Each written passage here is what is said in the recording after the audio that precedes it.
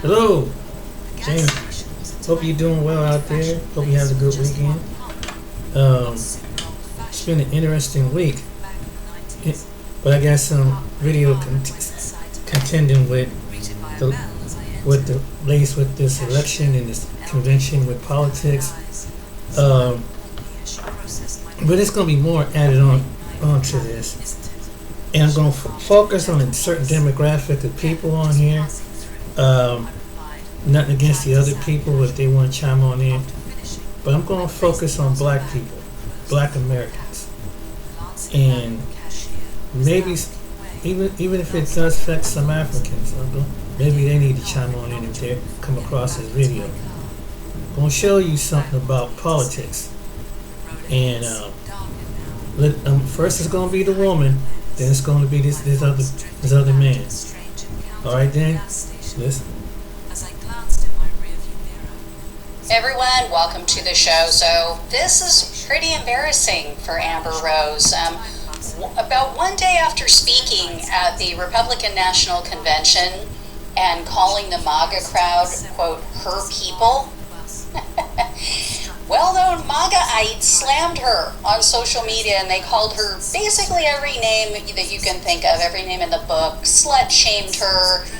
If you're not familiar with Amber Rose, she's a model. She's been in various rap videos. She looks like one of those rap guys' girlfriends. I like big butts and I cannot lie.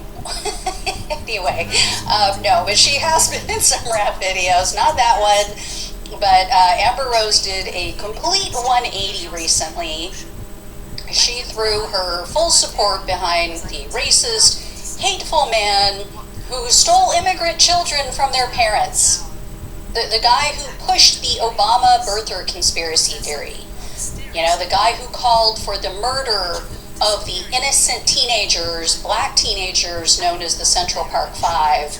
The guy who banned all Muslims from entering the country.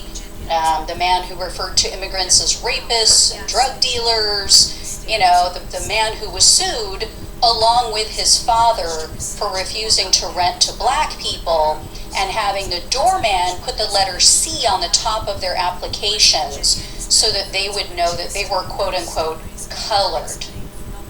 Right? Yeah. This is the man. She is a mixed-race woman, by the way. That's why this is so shocking and detrimental.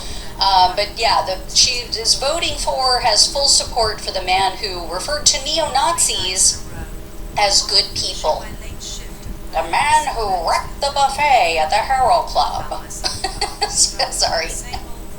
Got myself going there, a little Eddie Murphy, a little Beverly Hills throwback. Anyway, Amber Rose spoke at the RNC. She spoke on opening night, surprisingly. She was a total leftist. And again, now she is not. Now she's on the Trump train. So here is what she had to say about her transformation, her epiphany about Trump and the MAGA movement. Check this out. The first person I knew who supported Donald Trump was my father. I was shocked. My entire family is racially diverse. And I believed the left-wing propaganda that Donald Trump was a racist. My father said, "No, he's not, Amber. What are you talking about?" And when I insisted, he said, "Prove it." So to prove my father wrong, I did my research and looked into all things Donald Trump. People have to do their research. I watched all the rallies, and I started meeting so many of you, his red hat wearing supporters.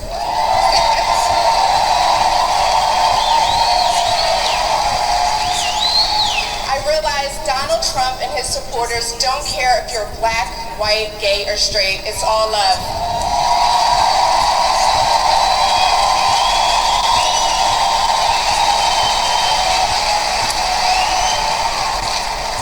And that's when it hit me. These are my people. This is where I belong.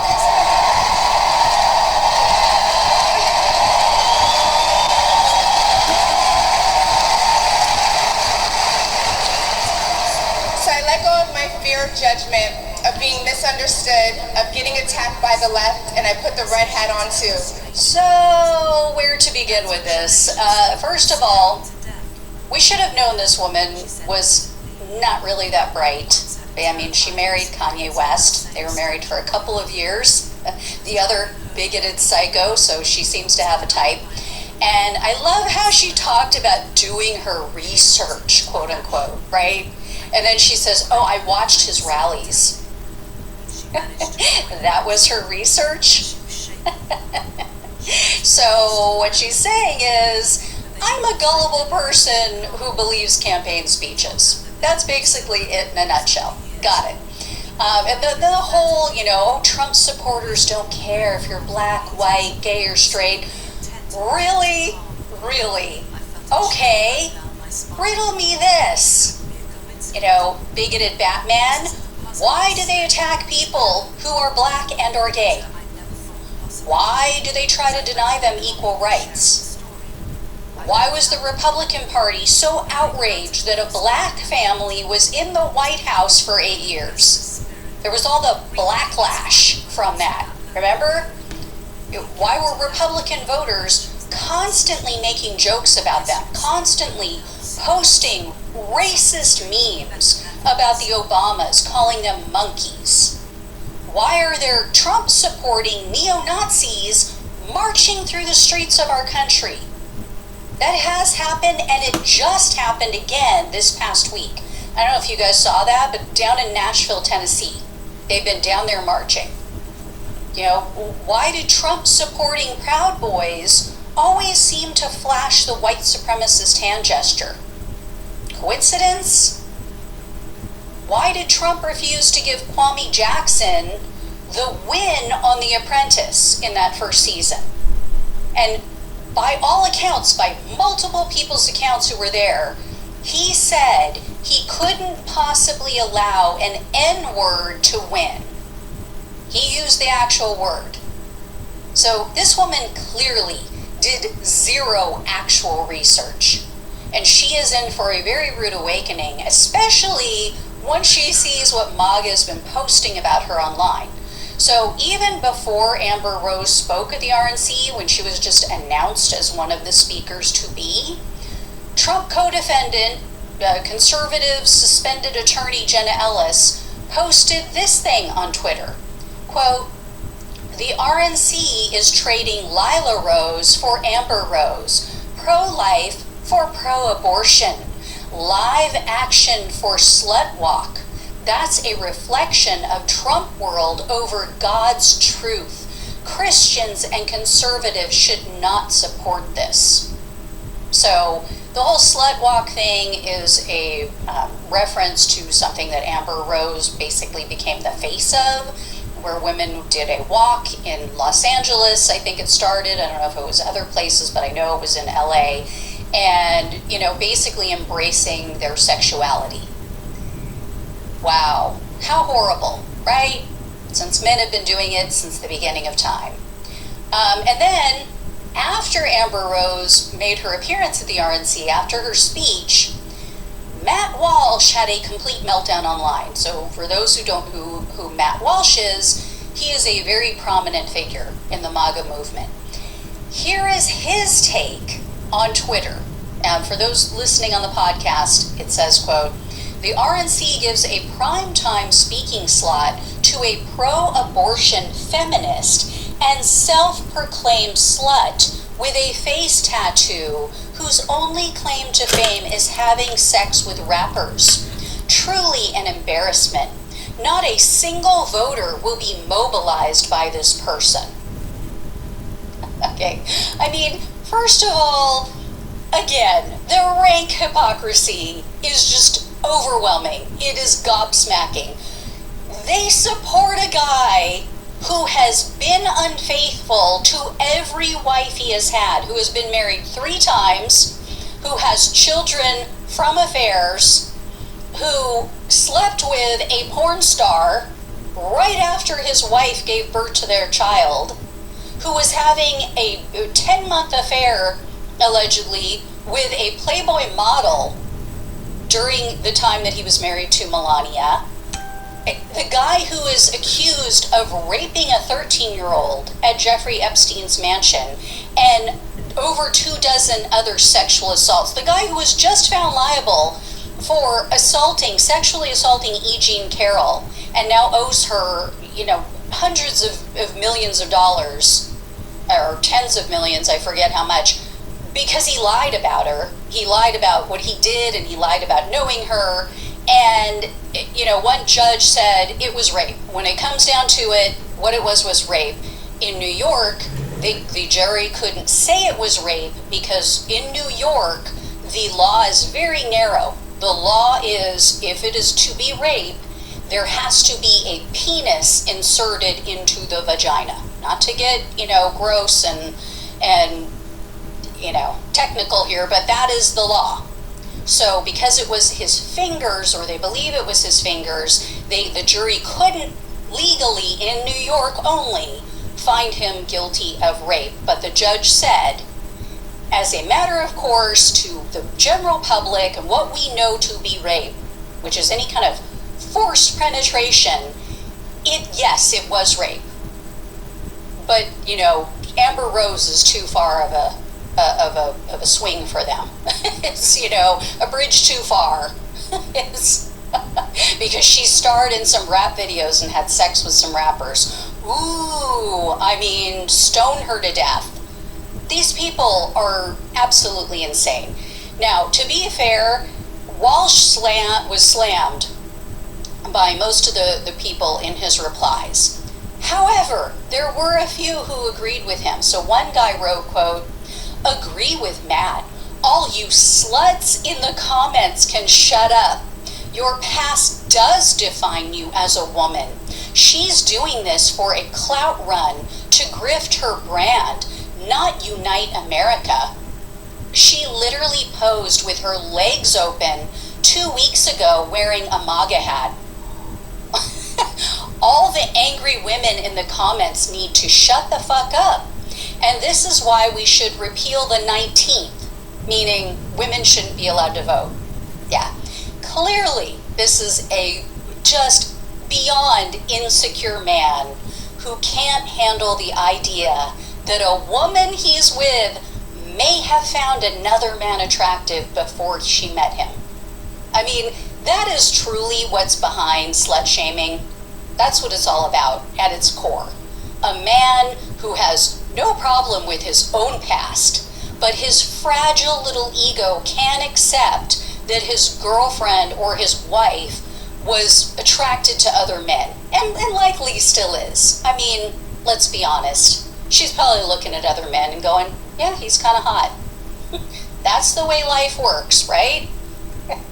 And especially if he's an asshole like this guy seems to be, I guarantee, yeah, she's checking out other guys. She's probably going to leave you. What's going on, everybody's Afro Think Tank. Now check this out. So, J.D. Vance was picked as Donald Trump's VP pick at the Republican National Convention yesterday, right? Let me tell you how racist the core of the Republican Party are. Now, J.D. Vance, who said that Donald Trump is America's Hitler, right? Because J.D. Vance hates Trump. But, of course, all that changes when you get that golden butter biscuit, right? So, politicians usually talk trash about each other, and then, they collaborate later. So I'm not even going to harp on that too much, even though he did say and indicated that Donald Trump is basically a piece of trash and that he's Hitler. But this guy's willing to work with Hitler if he get to be vice Hitler. So that's where his moral compass stands, J.D. Vance, right? But so Donald Trump doubled down and didn't pick none of the Coonarians that was burning all their bridges with their communities. The Indian Coonarians, the ones so the Indians who changed their names, right, to sound more white so they can be accepted by white people in America. They do that because they know America's racist and they want to accept their Indian names, right? All the black people like Tim Scott got 2 first names and shit. Like all these super tap dancing POCs and black people, right? Now, Donald Trump doubled down and picked a plain white guy, right? He just looked like a plain old white guy from Ohio. Just a plain white guy. Doesn't help him at all with his constituents. As a matter of fact, J.D. Vance is supposed to be a never Trumper, right? So MAGA is pissed off that he even picked J.D. Vance. But this is why they're really mad, because they're flipping out, right? And it doesn't make any sense, because he's a white guy, you know, sure he said some shit, but everybody says some shit. But you want to know why they're so upset with J.D. Vance? You want to know why they're so upset with Donald Trump? It's because J.D. Vance has an Indian wife and mixed babies. They are so racist that even though Donald Trump picked the white guy who's a conservative, who says all the right stuff to make white people feel, you know, superior, and he does it all. But simply because his wife, who's not the politician, is an Indian woman, the way they look at it is, well, how can you value whiteness if you marry an Indian woman? Now, that's some of the same stuff we would say to a pro-black person, right? Like Dr. Umar would say, you know what I'm saying, you know, he said he would support Cornel West, but Cornel West is a bunny hopper, so he can't do that, right? And so the same thing goes for the white people, right? They're like, look, you know what I'm saying, how you going to be pro-white? Because pro-America, patriotism, to be a Republican, MAGA means pro-white, right? And if you're a Coonarian, that means you're advocating for pro-whiteness, right? Pro-Christian white maleness, right? You're a coon for them, you're their dogs, right? So even though he promotes that, they're saying, well, you don't really care and value white life because you ain't got yourself an Indian woman and a bunch of kids and a bunch of little mixed babies, right? So they're pissed about that. Now keep in mind, it's the same Republican Party that the Bear and all the other delusional, weird, you know, the fake Pan-Africans who somehow want to be Pan-African, campaigning to tell you, they're trying to convince you, reasonable black folk out there, they're trying to convince you, reasonable black people out there, that Republicans and Pan-Africans can go together. And they think you stupid. Hold on, I didn't even get to my whole point. They think you stupid because they totally disregard the Southern strategy. Because they like to say, oh, some, like one fake Pan-African said that, he said that some of your favorite Pan-Africans were Republican, right? But they fail to educate the people that they're talking to on the difference between Republican, Democrat, conservative Republican, liberal Democrat, liberal Republican, conservative Democrat. Did you know that Joe Biden is a conservative Democrat who's known for working with Republicans his whole career? Did you know that Barack Obama was a moderate Democrat? We haven't had a liberal Democrat in the White House yet. And we definitely haven't had a progressive Democrat in the White House yet. Bernie Sanders is a progressive Democrat, and he's the most popular politician to run, but you know, the Democrats screwed him over, right? But what I really want to talk about is how you got all these black people trying to tell you to go to the Republican Party where they are open, they're not even hiding, mask off. They are the party of white racists. Now, not all Republicans are racist, right? There are some old Colin Powell Republicans out there. Those are real Republicans. The Colin Powell Republicans. But even Colin Powell left the daggone Republican Party because it's not the same Republican Party that he remembers. This ain't the George Bush Republican Party. I had no problem with George Bush's Republican Party, even though I didn't care much for a lot of his policies, but I did like a lot of his policies because I got a raise under Bush when I was in the military. I wasn't hating on him too much. He just wasn't always my cup of tea. And I've never been this against any Republicans ever in my life, even though I've been involved in politics, talking about politics. I've never been this involved in not liking a politician so much in my entire life until we got to here. Because, yeah, politicians, since there's been a thing called politics, have always screwed their people over. I mean, this is just normal political business. All right, there's never been a government in the history of the planet to where the politicians were just these great people that did everything they were supposed to do. It never worked out like that because that's not what happens in the real world, right? Politicians, usually if they're doing a good job, they don't please anybody, right? That's usually what happens, right? And progressive policies happen, you know, very slowly, and you know, some things remain the same. It's a very slow process the way we have it, right? But here's the thing, you know. First, let me just educate some of you guys. You see, back when black people were Republicans, we were liberal Republicans. We were liberal within the Republican Party. We were progressive because the Republican Party used to be the liberal progressive party. The Democrats used to be the conservative party. That's why the Democrats were the KKK and all that stuff, right? So when the Southern strategy took place in the 60s, they decided we're not going to go for the black vote. We're going to go for the poor white vote, right? The Republicans switched up from being liberal and progressive, right? The conservatives, Democrats, decided they were going to be Republicans. So the parties switched. So when you hear any black guy who tried to mislead you with half-truths about how the Republicans, black people used to be Republicans, some of your favorite, some of your most important Pan-Africans were Republicans, that's back when the Republican Party were progressive and liberal, not when they were conservative. And another thing these fake Pan-Africans and these fake pro-blacks do is they don't tell you or educate you on the difference between conservatism, political conservatism, and social conservatism. Because what they like to do is give you a half-truth and tell you that black people have always been conservative, right?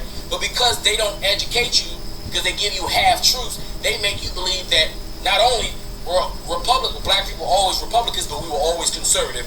Like that's the same thing as white Christian evangelical American conservatism. Like we used to be like that, and somehow we got into rainbows and gay shit, and that's why we're liberal. Because they will tell you that that's all liberals are about is gay shit.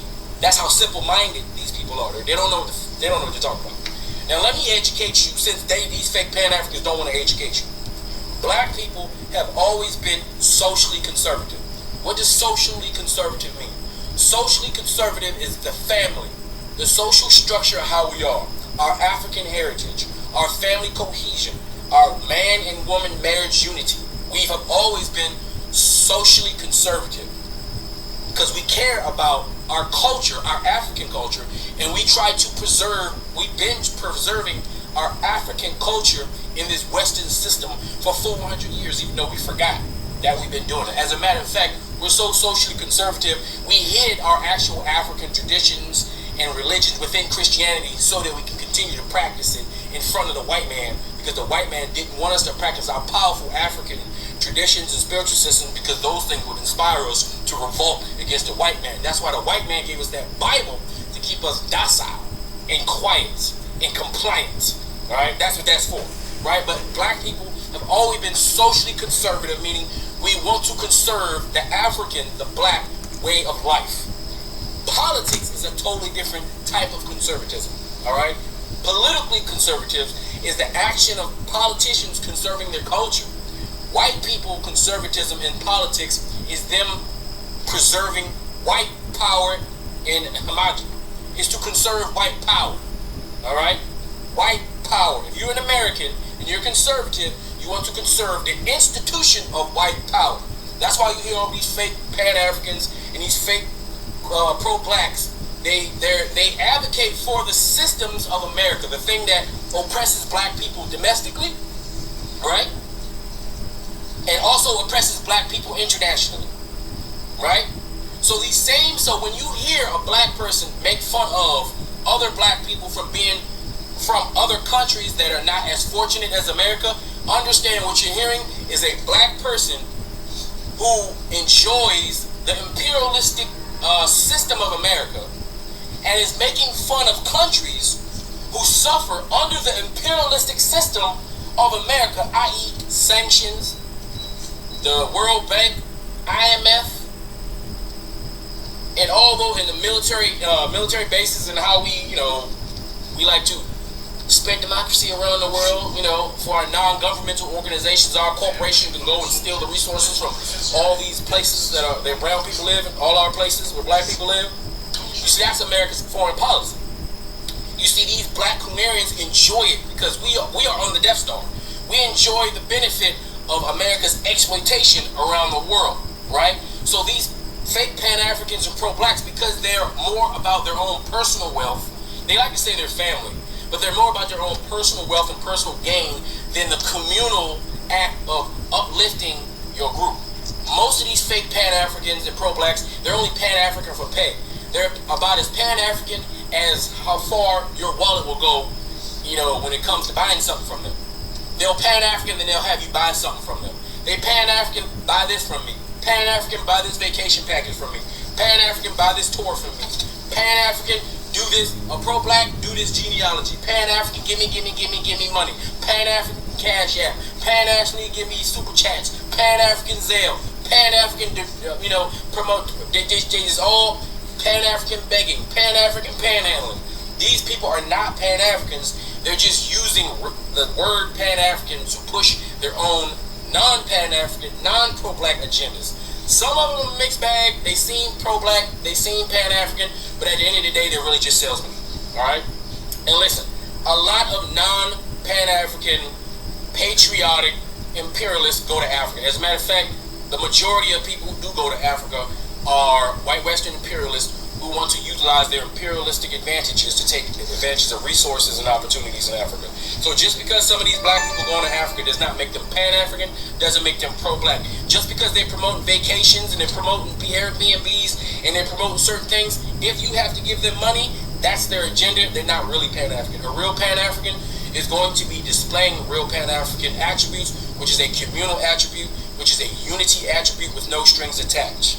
They're going to be doing something selfless, meaning the thing that they're doing is for the community and not for their own personal gain. And there's nothing wrong with having a business and making money, but you can usually tell the salesmen and the grifters from the legitimate people, right? So I don't have to break that up. But let me tell you about these Republicans who try to get these black people to go over to the Republican Party, who's so racist that even though Donald Trump picked a white man, that ain't good enough because his wife is Indian, right? They're all online right now pissed off because there was too many black people at the RNC. And it only been 2 days. They're all on Twitter talking shit. You can look this out. Look, it's there to be seen. They're upset that they had that prostitute, that OnlyFans freaking community slut on their platform. Do you think white people and the racist white people want black people in their institutions?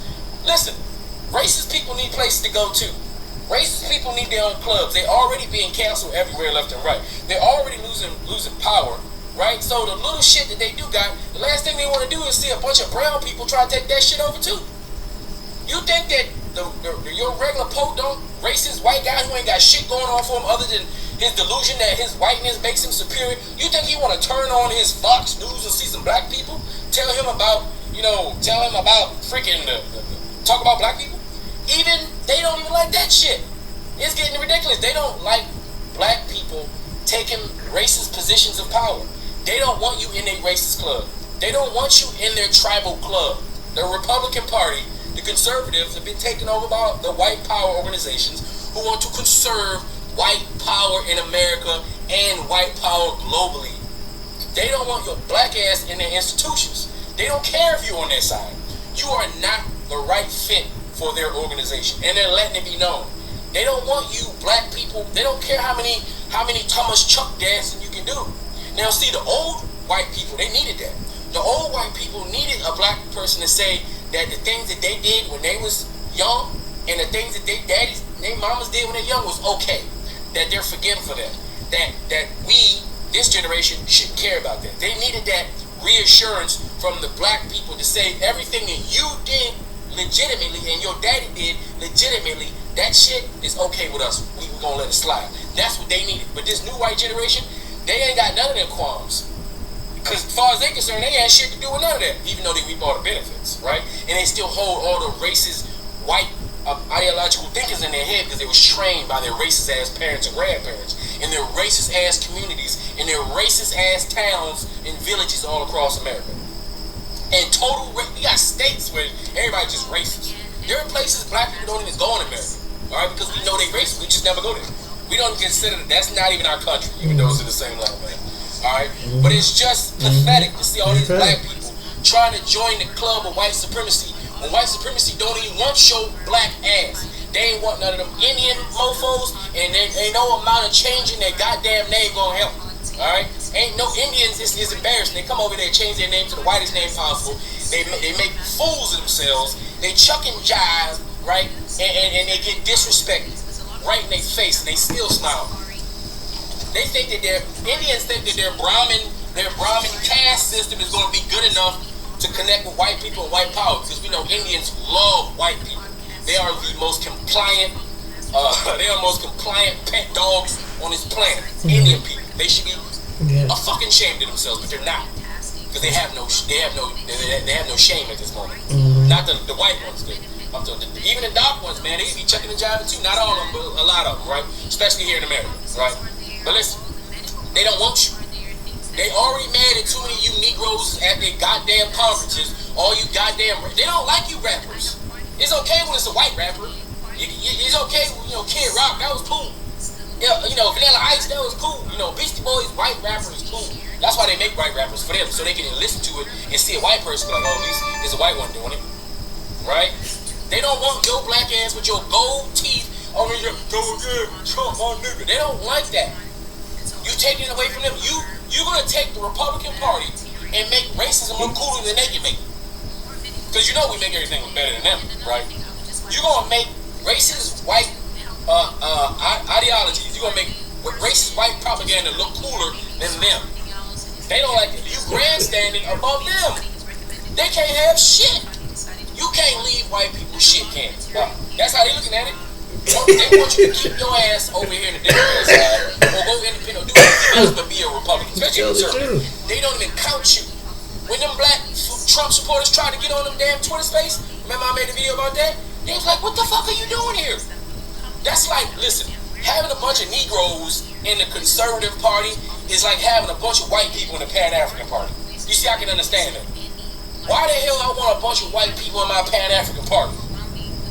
Why? Now, when you see one or two allies, you're like, alright, but you keep them at a little different. You want to see how they work, see how they operate, see if they true or not yet. But after a while, you start getting the influx. You're like, this is not Pan-African no more. What the hell is this? This looks like some other shit, right? So how are you going to have this Pan-European organization called the Conservative MAGA Party who trying to make white great again? And you have all these goddamn Negroes, these damn Indians, these two keep changing their goddamn name, these goddamn black people that got two last names and shit, and some of these weird Asian people. First of all, white people are disappearing on this planet. Alright? Y'all want to gentrify the Republican Party. Y'all keep talking about white people moving in our neighborhoods and shit. Y'all complain about that. Alright? Well, how you think they feel, goddammit? Huh? Y'all want to gentrify, blackify, brandify, POCify. Y'all want to multiculturalify the damn Republican Party. They trying to stay pure lily white. Y'all keep fucking it up. They don't want you. And they're telling you they don't want you. They're telling you on Twitter they don't want you. They're telling you on TikTok they don't want you. They're telling you on YouTube they don't want you. They're telling you in your face they don't want you. Even the gay black dude that was calling himself Republican, when he shows up to the event, they telling you they don't want you, nigga. With a hardy R. They don't want you. But y'all running over there looking, y'all look like a girlfriend running towards a man and that one ain't nothing to do with him. Y'all just like, y'all grabbing his leg while he walking down the street and shit, making a scene. He just trying to kick you off, trying to walk off. That's what they doing. Alright? So, y'all look like clowns. Every one of you. And then, right now, you got all the black Coonarians trying to convince everybody with all the evidence to be seen. All the evidence that this white, conservative, gun nut, MAGA, 20-year-old would-be assassin, right, is somehow a liberal, somehow a Democrat. They trying to spin that shit. They trying to do Olympic-level gold medal gymnastics, jiu-jitsu, all that shit. They try to spin it, and they don't even sound right. They can't spin this one. They can't spin this one. Y'all doing way too much work for white. Even the white folks ain't even out here doing that. They skip it straight to the conspiracy theories because it make more sense. No lie. It makes more sense that it's some weird inside job with the they at least they shit entertaining. Y'all just sound like fucking fools. Y'all working real hard for this white man, right? But y'all don't have that same energy, and y'all don't give the same grace to black people. These so-called Pan-African pro-black, they don't give the same grace or understanding or empathy or anything to black people. But this one orange white piece of shit racist Nazi, they give all of the Pan-African pro-black energy to. That's how you know they're not pro-black, no Pan-Africans. They're just not, okay? But I do know, because you guys tell me in the comment section, y'all do know the difference. Y'all can tell the difference between a real Pan-African like myself and various others, right? Like Neferkari Dessalini, that's a real pro-black Pan-African right there, right? You got plenty of real pro-black Pan-Africans on YouTube, and I know you guys are smart enough to know the difference between the real ones, right? The real pro-black, the real Pan-Africans, and you can tell them we're in it for the team, and then you can tell the ones that's in it for their own personal gain, right? And are you sure you want to do this? the whole situation in breaking the barrier was done simply because we had a purpose in mind to go out and win. And first it was Montreal, then you moved into a town like Brooklyn. And it was just fantastic the way the fans responded and reacted. They were a great bunch of people, and I've always been very appreciative for the support and guidance that we got from fans as well as from Mr. Ricky and the family. Welcome back to Breakdown Friday. Joseph Ward, Patrick Irvin, Professor Carl Tone Johnson. We are here to introduce you to something we call JRS, or Jackie Robinson Syndrome, and to break it down for you so you can see our analysis behind it, and also the mindset behind the assimilation and the integration into white society, or the need to assimilate and integrate into white society. So, years ago, I decided to watch the 42 movie. I don't know, I just decided to watch the 42 movie. I didn't see it when it came out. I actually saw the movie late, so I watched the 42 movie. And as I'm watching the 42 movie, and remind you, this is after I learned about Rube Foster, the man who was the energy behind the creation of the Negro Leagues. So, Pat introduced me to Rube Foster. I know about Rube Foster, and I'm watching 42. And I just can't understand why Jackie Robinson chose to do that. And I'm just sitting here watching the movie because I'm just perplexed, because I know the story. It's not my first time hearing the story. We've been fed this story my whole life, ever since I was in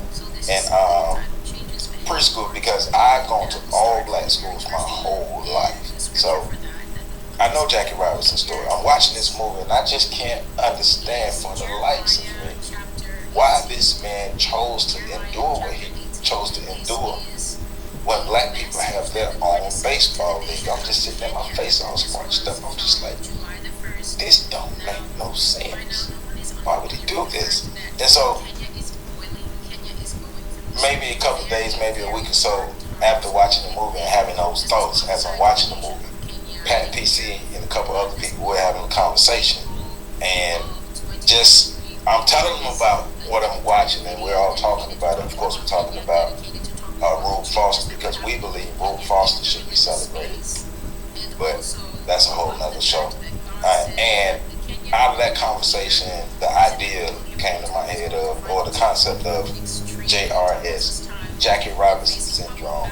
And basically, Jackie Robinson Syndrome is a black person who has a need to be accepted by white America so bad, a need to integrate into white America so bad that they are willing to put themselves in harm's way to be accepted or to be a part of the white person, where it's more than just I want to be a part of white. It's I am willing to endure all of the terror and atrocities that white America can inflict upon me to show them that I am worthy of being a part of their society. So it's a deeper psychology than just wanting to be a part of white people. It's I am willing to endure any and everything that they throw at me to show them that I am worthy. And something he used in the clip, a term they used in the clip. Not only am I showing them that I am worthy, I'm showing white America that I am a credit to my race. And so that is what Jackie Robinson Syndrome is. The black person who wants to be a part of white America so bad that they are willing to put themselves in harm's way and endure harm to prove that they are worthy of being accepted by white men. So, PC, man, start with you. You saw the clip. We already know, and the difference in this breakdown, we already know where JRS is. We created JRS. So, before we get to JRS, you watching the clip. What were your thoughts in watching this clip and Jackie Robinson explaining his experience transitioning from the Negro Leagues to the Major League Baseball? Well, let me just say that, first of all, I don't believe everybody that's black and that existed deserves to be identified as a champion or a hero just because they partook in something, whether that they were the first or the last or whatever. Let me just say that. In terms of Jackie Robinson, you know, it was just really hard to watch. It's hard to watch a man in submission to other men. You know, and that man is supposed to be the representation of, you know, you in so many words. It's hard to watch his excitement around being Pop quiz. How are personal trainers with hardly any gym floor experience these days scaling online fitness programs? being you know, being identified as a testament, or what do they say? Credit to your race. Credit to your race. You know, this feeds into the inferiority complex that we talked about a few weeks ago, in which, you know, he didn't even see himself as an exception to the rule of him being inferior. The white folk, he accepted that role in terms of being inferior. If somebody can tell you your credit to your race is one of the most disrespectful things they can ever tell you. Well, also remember too, for a personal group of people to continue to be oppressed, they have to accept their lot in life and choose to go along with it. Yeah, and not only did he choose to go along with it, but he also tried to find, and this is something that bothers me about a lot of black people, black folk who like to cross over into that other world. Whether it's corporate America, whether it's in entertainment. I mean, we even caught Ice Cube a few months ago talking about how race is no longer a factor in America. So when you got people who cross over into that area, you know, it's disturbing because they're perfectly fine with being token. He tried to find humanity and a group of people who've never shown us any. So the whole time, and I've been telling people for a long time that Philadelphia is one of the most racist cities in the country. I've been telling people that. It has not changed much since the time he played baseball here. He did talk about Philly being one of the most racist places. Right, which he had his worst experience. Philadelphia were the last team actually to have a black person come onto their team. I refuse to use the word Negro in this context. They were the last team to actually have a black baseball player. He was segregated in the North from people in his locker room, and he was treated like shit. So when I see Jackie Robinson, she didn't try to laud the one white person who came up to him during his game here in Philadelphia, you know, and try to give accolades to him. It's like he was the exception to the rule. You were treated harshly. They were throwing stuff at him while he was on first base. I mean, they were literally, you know, terrorizing the bus when he was here in Philadelphia. And for him to try to keep finding that shining moment, that one shining moment, speaks to the fact of how much he embraced that inferiority complex. So when I watched him talk about that, and then he tried to sort of like legitimize his struggle with the other white members of his team who would go into restaurants and go into diners when they travel, but he would have to eat his food on the bus. You know, why are you trying to sympathize with the people who are actually being given privileged behavior in those terms? Why are you trying to find the silver lining in that hurricane? Because it wasn't just a cloud, it wasn't just a storm, in that hurricane of racism. Why? And it speaks to the fact of, you know, he was chosen for his temperament. He was chosen, one of the reasons, I'm not going to say the only reason, but one of the biggest reasons he was chosen was for his temperament. Other black players refused to go, as we spoke about earlier. Other black players refused to go. He was chosen because he was one accepted. And it just speaks to, I don't know, man. When black people get around white folks, they get happy. Like, I've seen Negroes who I remember watching Hawk Newsom, right? And I don't like throwing names out there, but he went to as the chairman of the New York chapter of Black Lives Matter. He had went to this white power violence, and when he got on stage, he was talking about, can we all just get along? He turned into Rodney King. And the thing is, you don't ask the person who's bullying you, can we get along? You push that so-and-so off your neck. And when I observed what's happening, when I observed what happened with Jackie Robinson, he was also critical, too, of a lot of black civil rights leaders at that particular time who took a stance against racism and white supremacy. You have to really, because I can't relate to this dude. And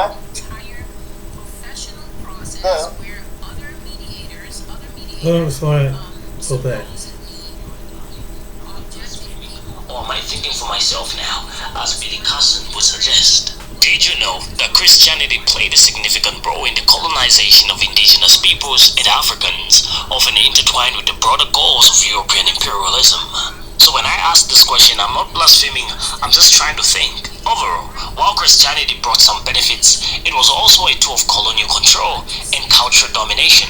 But I know my Christian brothers and sisters out there don't want to talk about this phenomenon or notion, because I have been one of those people, but recent revelations have opened our eyes to these notions, or at least now we think we're seeing the bigger picture, with that picture of black Jesus coming out of Russia. Since the Bible is famous for scriptures such as slaves, obey your masters, do you think Jesus would have been a fan of that? Leave your thoughts in the comment section as we hear out this palm color sister's perspective on the notion of Christianity being used to colonize people. White culture, if you could even call it culture, is based in racism.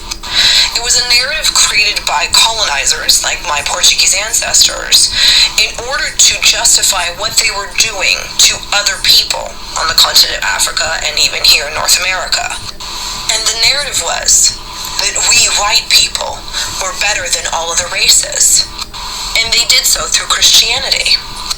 They took the Bible and different scripture verses, twisted it around in order to fit the narrative of colonialism and white supremacy, and also the patriarchy. And the patriarchy is white man in power. White supremacy is white man in power. Colonialism is white man in power. And Christianity, for the most part nowadays, is white man in power. There are historical references and proof where the Catholic Church actually said to enslave an African was to save their soul. The kidnapped, enslaved Africans that were here in North America were preached different scripture verses than were actually in the Bible. And that's why they weren't allowed to read. Because if they could read, then they could see that these scripture verses were incorrect and they couldn't be controlled anymore by this white God. And white people, we didn't identify as white until colonialism. We identified as Portuguese, or Latvian, or German, or Italian, or French. But then colonialism came around, and then all of a sudden we became white and we were superior because we were the chosen race by God, and the scripture verses proved it. And we had to go into other people's lands and preach the gospel when really it was all a ruse. It was all an excuse to go in and pillage the land and the people and the cultures. So when I say that white culture is based in racism, it's based in racism. Christianity was the Trojan horse of white supremacy and colonialism. And Western Christianity, as we know it today, is still based within superiority. All Christians think that they're better than everybody else. I grew up in it. I'm very familiar with the culture. And it's part of the problem. There's a reason why most of Trump's supporters are Christians. It's because they don't even realize that the conditioning of colonialism and Christianity and the patriarchy is so deeply embedded within them and their identity that they don't even see the truth. Christianity is based in superiority, in white superiority, in white culture, which is all based in racism. Spooky stuff, isn't it? Especially when you realize that you've served in church from a particular time before. Right, but now that you've realized that this Christianity agenda might not have been good for the planet after all, it was a sinister approach. It was something that was a phenomenon for palm-colored ideologies, right? So they were like trying to promote their own ideologies and agendas while exploiting African resources in indigenous lands. Now, let's talk about some of the phenomena that Christianity did promote while colonizing people. So we're talking about justification for colonization. Christianity promoted that. So European powers used Christianity as a moral justification for colonization. The idea of the palm-colored man's burden, popularized by Rudyard Kipling, suggested that Europeans had a duty to civilize and Christianize non-European peoples. And I think this is a phenomenon that we learned back in school in the 1900s when palm-coloreds came to the African continent, right, with an agenda, not really an agenda, but with the aim to civilize the African man, because the African man's ways were barbaric. So they were the savior to the African man, and they promoted that most of the times, right? Because of their palm-colored skins, they said that God ordained them with the authority and duty to be the masters over the black. The other notion is missionary activities. So Christian missionaries were often among the first Europeans to settle in colonized regions. They aimed to convert indigenous peoples to Christianity, which they believed would bring them salvation and civilization. Well, they also believed that it would bring them a lot of money, because they knew that if we colonize these people right now, hey, we're gonna get all the resources that they have. And once they begin to view us as their saviors, they will obey everything that we say. Cultural suppression is one other aspect. So the spread of Christianity often involved the suppression of indigenous cultures and religions. Missionaries promoted European culture and norms and values, which led to the erosion of traditional practices and beliefs. Have you heard of the recent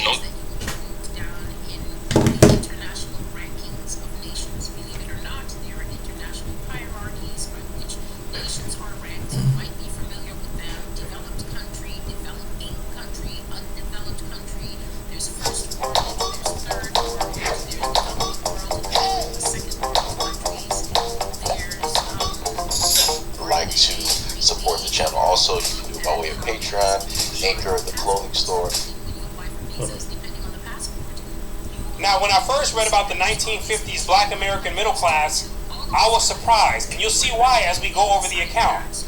Now, more importantly, this history matters because it shows exactly how, if people keep thinking and believing the same, they'll continue acting the same and producing children who repeat the same patterns, right? And so as we go over this 1950s Black American culture, we're going to read from this book right here, Black Bourgeoisie, written by sociologist Dr. E. Franklin Frazier.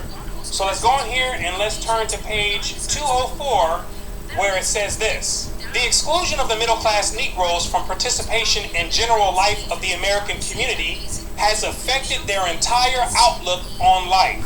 Now, what exclusion is he talking about? He's talking about not being accepted by whites, which he describes as one of the primary aims of this black middle class group.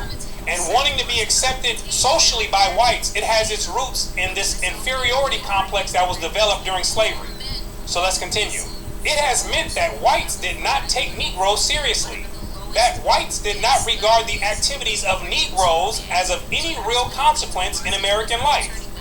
It has tended to encourage a spirit of irresponsibility or an attitude of play or make-believe among them. And in this book, Dr. Frazier talks about this group exaggerating their wealth to make it seem like they were doing financially better than what they were actually doing. And that their business, their profession, and their education was not something that they took actually seriously, right? This was part of that make-believe world that they had created. Now let's go over to page 207 and let's talk about this play attitude. As a consequence of the prestige of society, many Negro professional men and women take more seriously their recreation than their professions. Once, the writer heard a Negro doctor who was prominent socially say that he would rather lose a patient than have his favorite baseball team lose a game. This was an extreme expression of the relative value of professional work and recreation among the black bourgeoisie. At the same time, it is indicative of the value which many Negro professional men and women, including college professors, place upon sports. Here we go with the sports. Now remember, this was written in the 1950s, where we're seeing an account where Dr. Frazier is explaining that these professional blacks were already placing a higher value on sports than their actual profession. Let's continue. Except when they are talking within their narrow field of their professions, their conversations are generally limited to sports, baseball, and football. And if he were writing this today, he would have added basketball to this list as well. Let's continue. They follow religiously the scores of the various teams and the achievements of all the players. For hours, they listen to the radio accounts of sports and watch baseball and football games on television. They became learned in the comments of sports writers. And I remember in the Marine Corps, I knew multiple guys who had what it seemed like to know all the stats on multiple players, like in the NFL and in the NBA, right? They could tell you what team they were on, what team won the Super Bowl, who won the NBA championship, what year they won it, which college they went to, what stats they had in college. I mean, it seemed like they knew the full thing. Who coached which team, how many years, I mean, the full thing. And at this point, I had already stopped watching sports to any significant degree. So I wasn't up to the latest information, but it was fascinating just how much time and effort that they had spent to accumulate this knowledge, right? Because even when I did watch sports more frequently, I wasn't nearly as knowledgeable as these guys were, right? I played basketball for my high school team, right? And I knew enough to have surface level conversations about what was going on, right? And after high school, I pretty much lost most of my interest in sports. The only thing that I may watch today is a few highlights from boxing or MMA, and that's about it, right? But if you were to ask me today who won the Super Bowl or the NBA championship this year, last year, the year before, or whenever, I would be absolutely clueless. And if you ask me about which player plays on which team today, I would be just as clueless, right? Because I don't have a desire to stay informed on that subject. It's not important enough for me, right? But it is surprising to see that the Negro has had a long history of prioritizing sports. Let's continue. Often they make long journeys in order to see their favorite teams, white or Negro, play baseball and football games. The prominent role of sports in the serious playing of Negro society stems partly from certain traditions in the Negro community. It reflects to some extent the traditions of the gentlemen who engaged in no serious work. But in addition, preoccupation of Negro society with sports is related to its preoccupation with gambling, especially poker. And this culture is stemming from the old Southern culture where the rednecks were involved in these types of activities as well. The blacks were influenced a lot by these types of people in many different areas of the development of black culture, right? Now from here, let's go a little bit into their culture of self-hate and low self-esteem in this next part, right? Which is important because it gives insight as to why blacks today take interest in certain programs and why they shy away from certain fields. And so let's go in here to page 216 where it says this. Since the black bourgeoisie cannot escape identification with Negroes, they experience certain feelings of insecurity because of their feeling of inferiority. Their feeling of inferiority is revealed in their fear of competition with whites. There is first a fear of competition with whites for jobs. Notwithstanding the fact that middle-class Negroes are the most vociferous in demanding the right to compete on equal terms with whites, many of them still fear such competition. They prefer the security afforded by their monopoly of certain occupations within the segregated Negro community. For example, middle-class Negroes demand that 2 Negro medical schools be reserved for Negro students and that a quota be set for white students, though Negro students are admitted to white medical schools. What they're really saying is that they don't believe that they can compete intellectually with these other groups, right? They may give all sorts of other reasons, but the underlying belief is that they don't believe that they can compete in these areas. You got to understand this. Because you won't find a quota system in professions like basketball or football, right? Because they're confident that they can compete in that area. But when it comes to these intellectual matters and thinking, right, they don't think that they can compete in there because that's what they have come to believe about themselves, right? But you have to understand this, that the truth is that anyone can be competitive in any profession or any intellectual subject if they have a dominant desire to do so. But the blacks, they're never going to be able to be competitive in those areas if they continue to spend vast amounts of time indulging in sports and entertainment. It's just not going to work. It does not work that way, right? You cannot compete against people in intellectual professions who do the opposite, right? And they spend the vast majority of their time on these intellectual matters and minimal time on sports and entertainment, right? These are just the basics that we're talking about, right? These are the basics.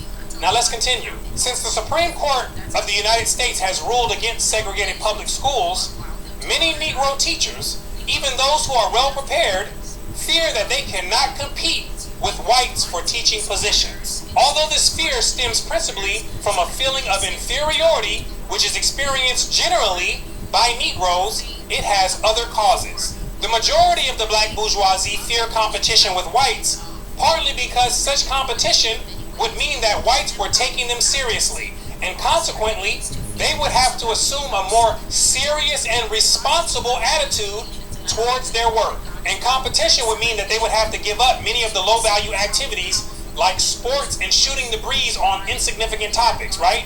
And they would have to replace those with higher value activities like reading, studying more challenging subjects, right? Thinking and analyzing, basically breaking free of the inherited Negro consciousness.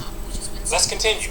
Middle-class Negroes who are notorious for their inefficiencies in management of various Negro institutions excuse their inefficiency on the grounds that Negroes are a young race and, therefore, will require time to attain the efficiency of the white man. The writer has heard a Negro college president who has constantly demanded that Negroes have equality in American life declare before white people in extenuation of the shortcomings of his own administration that Negroes were a child race and that they had to crawl before they could walk. And so they were saying that in the 1950s, which I could understand to some degree, but it looks like Dr. E. Franklin Frazier is not buying that excuse even at that time, right? But it's crazy to hear that people still today say this same thing, right? Going round and round on the hamster wheel and going a whole lot of nowhere. Let's continue. Such declarations, while flattering to the whites, are revealing in that they may manifest the black bourgeoisie's contempt for the Negro masses, while excusing its own deficiencies by attributing them to the latter. Yet it is clear that the black worker who must gain a living in a white man's mill or factory and in competition with white workers cannot offer any such excuse for his inefficiency. And most people don't care about the excuse either. They need you to do a job. Let's continue. The fear of competition with whites is probably responsible for the black bourgeois fear of competence and first-rate performance within its own ranks. When a Negro is competent and insists upon first-rate work, it appears to this class that he is trying to be a white man, or that he is insisting that Negroes measure up to white standards. You see that? That's the black consciousness that has to be separated from, because it's a consciousness that's meant to hold people down into the pit. Because the ones who have this mindset, they have zero intention to improve, right? And they have every intention to keep someone down who's trying to improve. Let's continue. Okay, I'm gonna go ahead because I got this video over an hour, but I just want you can go to his channel. I forgot what his channel is. Let me see. But it's really interesting. It's called Brooklyn Rainy Sam. I think it's Sam or Saint Mitchell. And the writing's on the wall. Black people, get your stuff together. Get your mind. We need to get our mind right. We really do. And other races of people, when you're on social media, they watching us over social media. They taking note every time we do. Every time we cut up and clown, that's what they do. Other people come from other countries are told to stay away from us because of this. And even though it seemed harmless, but this is the reason why they want to keep us at a certain degree.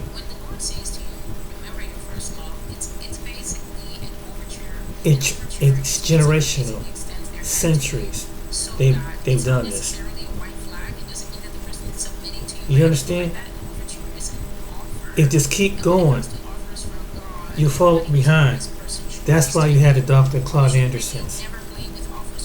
That's why you have the Neely Fullers. That's what they're trying to tell you. Francis Cress Wilson tried to tell you. And they don't, and then people intellectually, even some white people have even told you how the way it is to a certain degree, what they think. And how to get out of that mindset.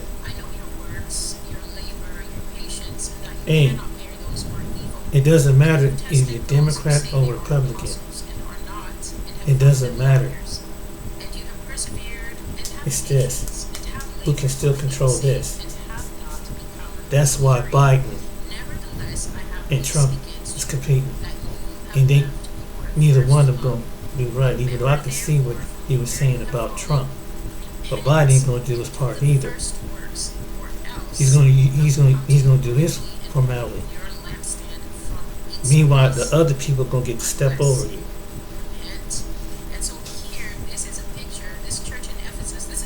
Maybe sit it out. You know, make them. Now you have to put the pressure on them. And they're going to use celebrities, Black Caucus, famous pastors like Jamal Bryant and other individuals. Try, what can we do? You know, send Kamala Harris. What church? Because she got that little swag, black woman, when we know she Indian, and her voice just to talk the talk. They still trying to figure out ways to kind of keep you at a certain minimum or a certain limit, even as far as in birth control. This is serious. It's warfare. You better know what you're voting for, and how they're going to divide the classes. They're dividing us as we speak.